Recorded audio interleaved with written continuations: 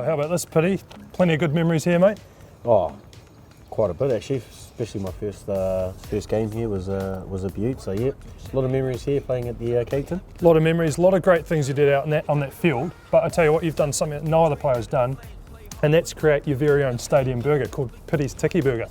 Very happy about that. Actually, I was a bit shocked at the start. You know, I didn't think it'll come out as good as it did, or as it has. And yeah, I'm actually honoured to. And we've got a sample right now, don't we? We've got a sample. Let's see what you got. Let's see what you created, mate.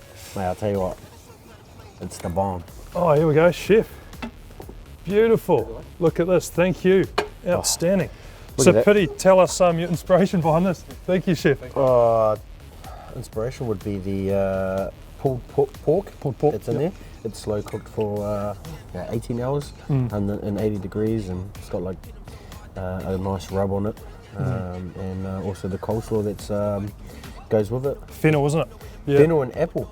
Fennel and apple. I wasn't too sure about the old apple and fennel and the coleslaw, but it works, actually works. And also the dressing that they've put with the coleslaw is beautiful. Bush pepper. And this is kind of inspired from your show Piri's Tiki Tour, where you travelled around the country hunting and fishing, isn't it? Well, yes, exactly, but I would have preferred to have a bit of venison in there, but obviously with sourcing ingredients, that's probably a hard one. This does the job, pork's pretty good. Yeah. So the only way to get this burger is at the All Blacks v France Test match on June 16.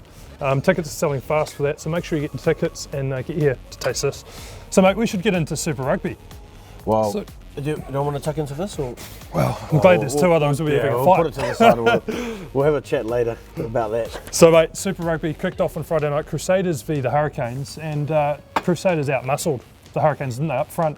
Well, like I said, you know, it's always a tough job to go down there and get the W. You know, you've actually got to be on your game when you play the Crusaders down there. So, yeah, I guess the biggest thing is to try and put them off their game, and you know, the Canes didn't quite do that. They were missing 4 or 5 All Blacks in their pack, but out-muscled the Canes, didn't they? But, you've got enough players in your squads to you know, step up and deliver the goods.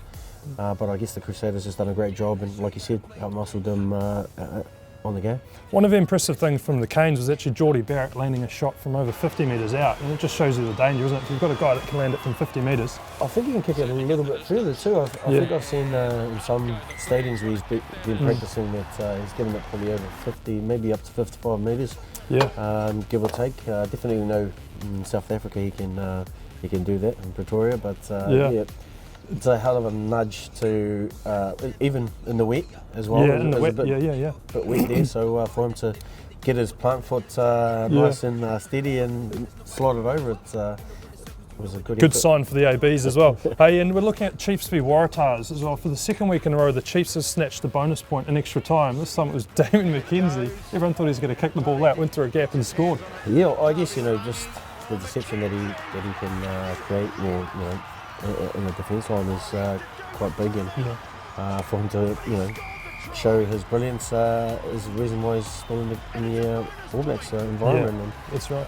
You know, you always want to have a person that's got X factor, and he's definitely got that. And those 2 bonus points put Chiefs ahead of the Highlanders, and they could prove crucial at the end of the year. So, I guess any bonus points really. You know, if it comes down to it, you know, if you're that one extra bonus point that you get, whether it's from a draw or a loss, a close loss, they always tally up and become important to you later on down the track. And over in Brizzy, mate, the Reds pushed the Highlanders pretty close. But how about Liam Squire back? How good was he? Was it? No, not quite his first touch, but I mean, that inside ball from Lima to him, and basically run straight over the poor person defending him. The steam train there, eh? Straight over the top. You could just see the energy that he was bringing. You know, even on the edge there, on the left edge. You know, although he didn't quite, you know, get the offload in at the right time, but just him in full flight. He wasn't being stopped close to the line there, was he? He was definitely trying to get to the try line. So you know, it's good to see him back, coming back from injury, and you know, it just showed that he was eager to get back out there, and the hunger just to do the mahi. Yeah, and outside of the New Zealand teams, the Jaguares really stood up again. 6 wins in a row, so they're looking pretty good. They're a potential contender now, aren't I they? saw the table, and they are like basically in the top 8 in terms of the table, and you know, obviously they're doing really well, and you know, just ticking away, and not one of those teams that's sort of under the radar now. Yeah, they're just sneaking in there. And you mention it a little bit here and there, but no one's actually watching them properly. But you know, when they see the results, you know, the next day it's just like, what? Keep winning. I must 6 watch in a row. this. Yeah. The highlights of this game must be awesome. They But, play great footy as well. They have. It's very entertaining. You know, they don't die with the ball and things like that. And there's always, I don't know what it is, but there's always someone floating around in support.